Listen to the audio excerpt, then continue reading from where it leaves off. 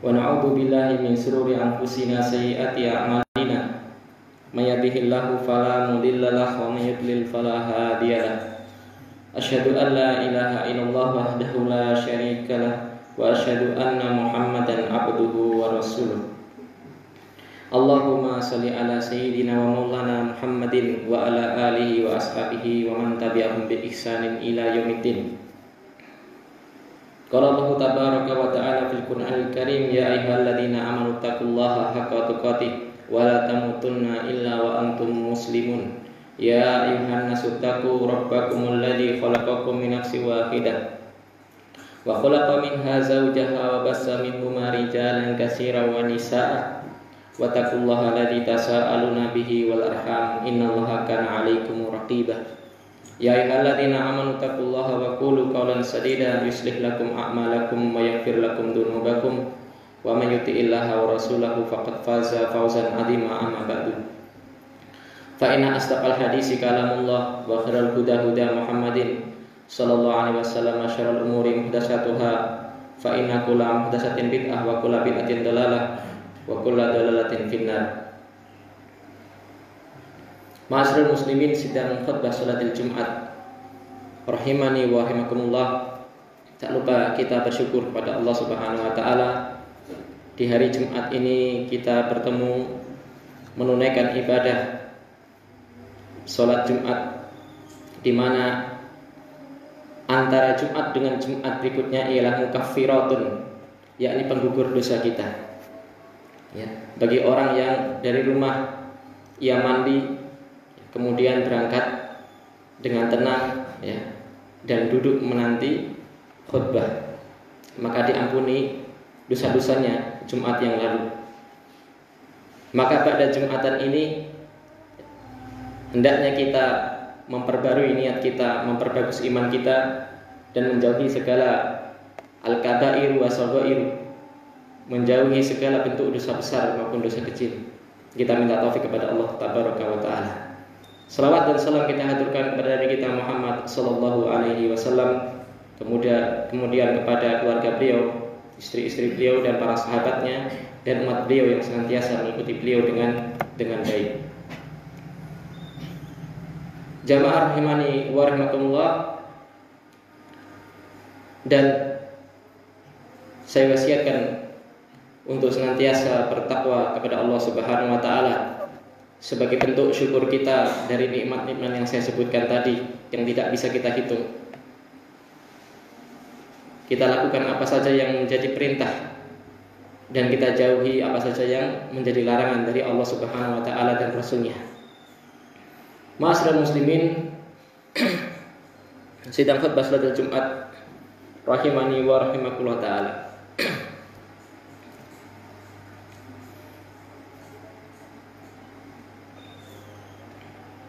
Perintah yang paling wajib ialah tauhid. Keharaman yang paling haram ialah syirik. Wa'budullaha wa la tusyriku bihi syai'an. Dan sembahlah Allah saja, jangan melakukan kesyirikan. Ini hukum asalnya. Kemudian para ulama merinci, meskipun banyak suara-suara yang kurang baik, maka kita akan bahas pada kesempatan kali ini. Misal ucapan manusia, kenapa para ulama membagi tauhid ini menjadi 3?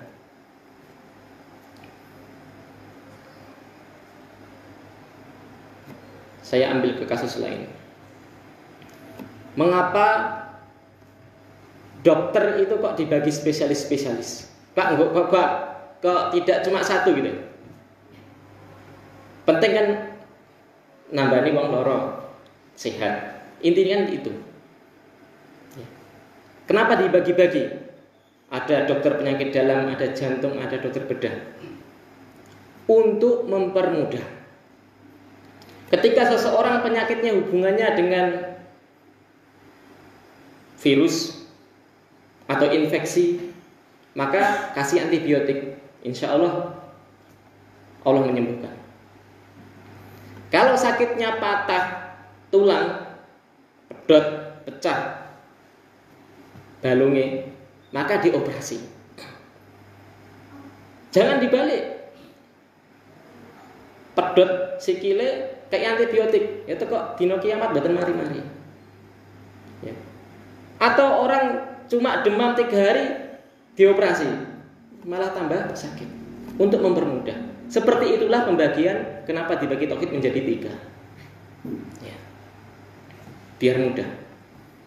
Tauhid yang pertama ialah tauhid rububiyah. Cara Jawane gampile, tauhid yang berhubungan dengan kekuasaan Allah. Arab ringkasnya ifradullahi bil af'alillah. Bil af'alillah. Mentauhidkan Allah pada hal-hal perbuatan-perbuatan Allah yang itu khusus hanya Allah yang mampu. Misal Allah menghidupkan, mematikan, membangkitkan, mengatur alam semesta, memberi rizki, mengatur jodoh, mengatur takdir. Ini artinya seseorang meyakini Allah itu ada dan mampu memiliki kekuasaan, memiliki kudrah yang tidak sama dengan apapun. Ya. Ini untuk mempermudah kita membungkam mulut-mulut orang ateis, mulut-mulut orang-orang yang tidak percaya dengan agama. Tauhid yang kedua, tauhid al-uluhiyah. Tauhid yang berkaitan dengan kewajiban seorang hamba kepada Rabb, kepada Tuhan. Ifradullah bil ibadah. Mengesahkan Allah, mentauhidkan Allah dalam hal ibadah.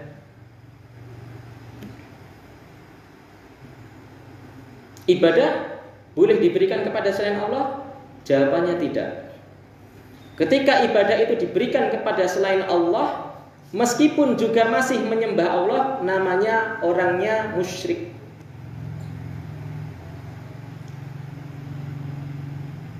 Qul inna sholati wa nusuki wa mahyaya wa mamati lillahi rabbil alamin. Katakan sesungguhnya solatku, sesembelihanku, hidupku dan matiku hanya untuk Allah, Tuhan semesta alam.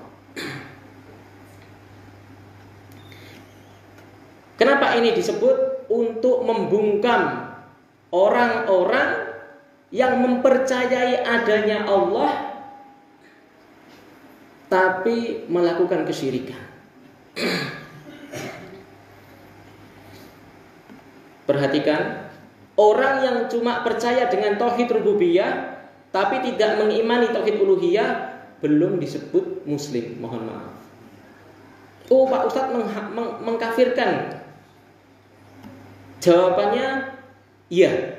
Kita mengkafirkan yang Allah kafirkan dan kita tidak mengkafirkan yang Allah tidak mengkafirkan. Pokoknya manut kersane sing gawe urip. Turene ngoten. Gitu. Tiang urip niku kudu manut kersane sing gawe urip.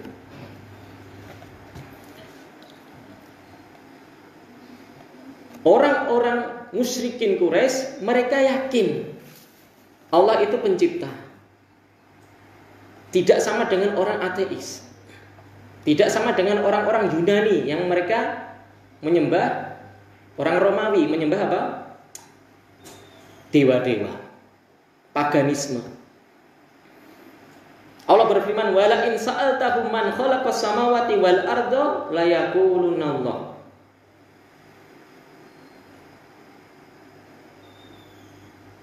Allah memerintahkan kepada Nabi Muhammad SAW agar bertanya kepada orang-orang musyrikin Quraisy. Abu Lahab CS.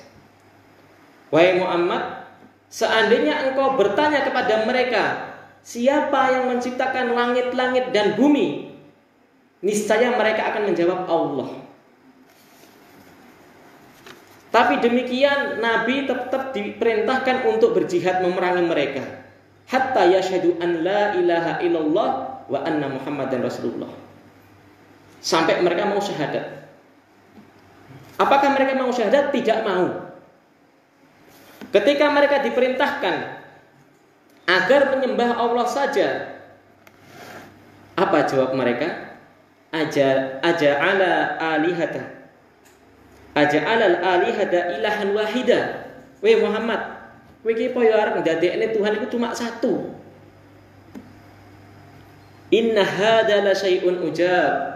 Ini perkara yang mengherankan. Wong masih banyak loh sesembahan-sesembahan yang bisa menjadikan apa? Perantara.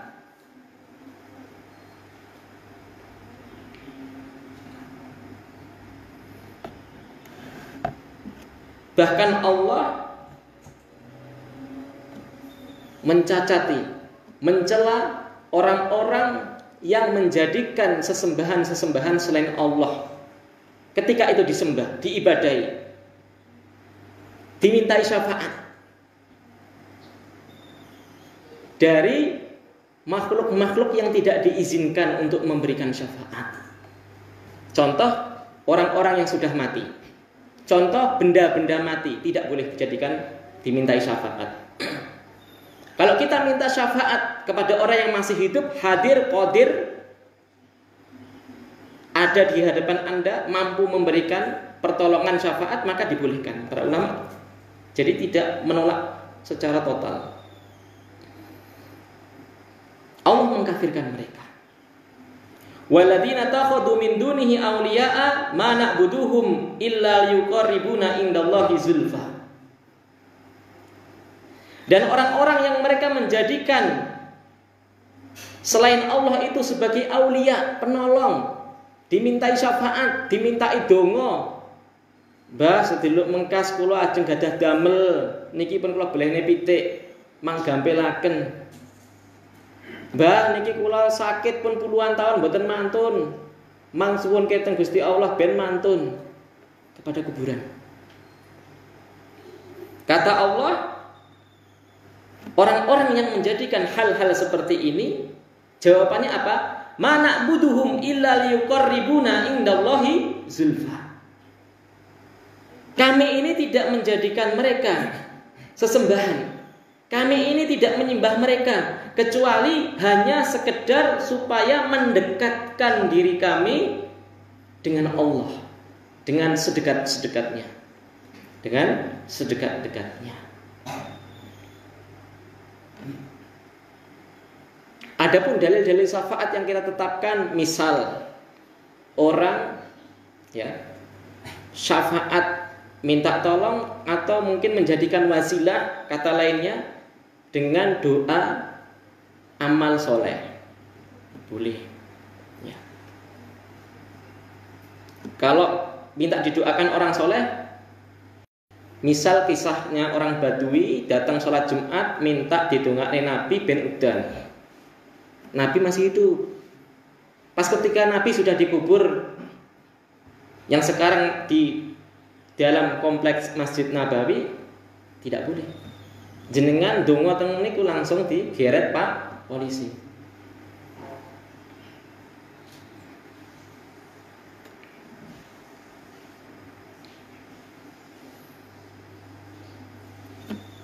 Kisah dengan doa orang dengan amalan soleh, misal 3 orang yang ngiyup nang jero gua, tiba-tiba ada batu besar nutupi gua, tidak bisa keluar. Kemudian masing-masing 1 orang dari 3 ini berdoa dengan amal soleh. Dengan izin Allah batunya itu geser. Dibolehkan. Atau minta syafaat atau wasilah berdoa dengan Asmaul Husna.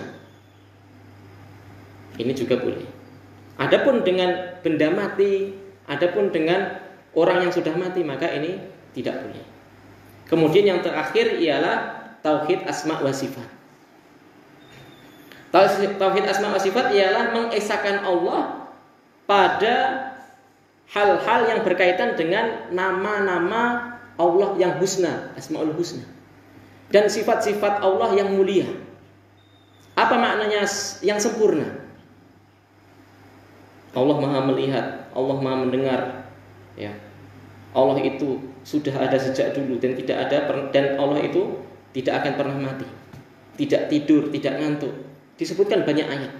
Kita mengimani apa yang ada dalam Al-Qur'an dan juga dalam hadis yang sahih. Ya. Tanpa menolaknya, tanpa mentakwilnya, tanpa mempermisalkan dengan makhluk, juga tanpa menolaknya. Ini membungkam orang-orang Mu'tazilah, membungkam orang-orang Jahmiyah. Orang Jahmiyah nggak mau Al-Quran itu disebut kalamullah karena Allah tidak bisa bicara, kata mereka. Nggak boleh. Jadi Al-Quran itu makhluk, kata orang Jahmiyah. Inilah yang menjadikan Imam Ahmad bertahun-tahun di penjara. Karena Imam Ahmad teguh dengan pendiriannya, keimanannya. Ini membungkam orang-orang yang sebagian menetapkan sifat Allah itu cuma 20, misal orang-orang Asy'ariyah. Adapun Ahlu Sunnah wal Jamaah, mereka mengimani seluruh nama-nama sifat Allah yang Allah kabarkan. Aku lupa lihat wa astaghfirullahi wa lakum wa lisa'il muslimin wal muslimat fastaghfiruhu innahu wal ghafurur rahim.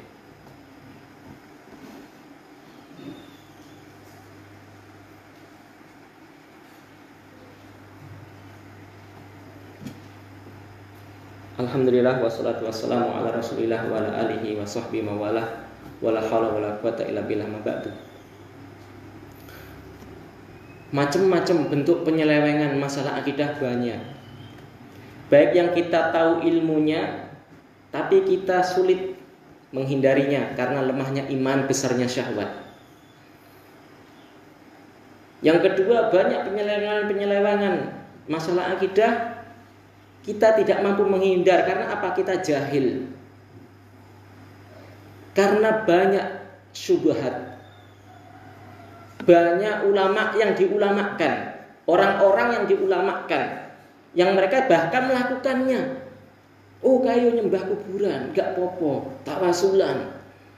Maka ini yang menjadikan orang awam itu gak tahu yang benar yang salah mana. Kemudian termakan dengan fitnah. Sing ngono kae jenenge takfiri Wahabi. Nasallahu salaman wal afiyah. Sebentar lagi datang insyaallah bulan Ramadan ya. Kita semoga berdoa semua diberikan nikmat oleh Allah, ya, ditakdirkan oleh Allah bisa bertemu dengan bulan Ramadan. Para ulama dahulu sejak bulan Rajab itu sudah mulai ancang-ancang. Ya. Istilahnya numpak sepeda motor masuk gigi 1. Jadi setarnya enggak Ramadan. Rajab niku sudah gigi 1. Bulan Sya'ban ini Sya'ban, ya. Bulan Sya'ban ini. Dan hampir separuh Sya'ban. Istilah wong numpak sepeda motor mereka masuk gigi 2, masuk gigi 3. Makanya mereka memperbanyak baca Quran, memperbanyak puasa sunnah. Ketika masuk bulan Ramadan maka masuk gigi 4. Ya, masuk gigi 4. Nek mobil yo 5. Artinya apa? Dari awal Ramadan dia siap. Sehingga Pak tidak kaget, tidak kaget, ya. Ngerti Ramadan kaget, poh pelongo wis Ramadan. Ya. Maka kita siapkan dari sekarang. Sing lagi tangi, maksudnya lagi sadar, ya ini kesempatan kita. Diperbanyak baca Quran, diperbanyak salat malam, diperbanyak kalau bisa puasa sunnah. Allahumma sholli ala Muhammad wa ala Muhammad. Alhamdulillahirabbil alamin. Allahumma fil muslimin wal muslimat wal mu'minin wal mu'minat al ahya'i minhum wal amwat innaka sami'un qaribun mujibud da'wat. Allahumma barik fi sya'banina hada. Allahumma balikna ila Ramadan. Allahumma aslih lana ulata umurina wansurna ikhwana fi Falastin wa damir a'da'atin ya rabbil alamin. Allahumma ighfir lana wa li walidina warhamhuma kama rabbayana shighara. Rabbana atina fid dunya hasanah wa fil akhirati hasanah wa qina adzabannar. Subhana rabbika rabbil izzati amma yasifun wa salamun alal mursalin walhamdulillahi rabbil alamin. Aqimissalah.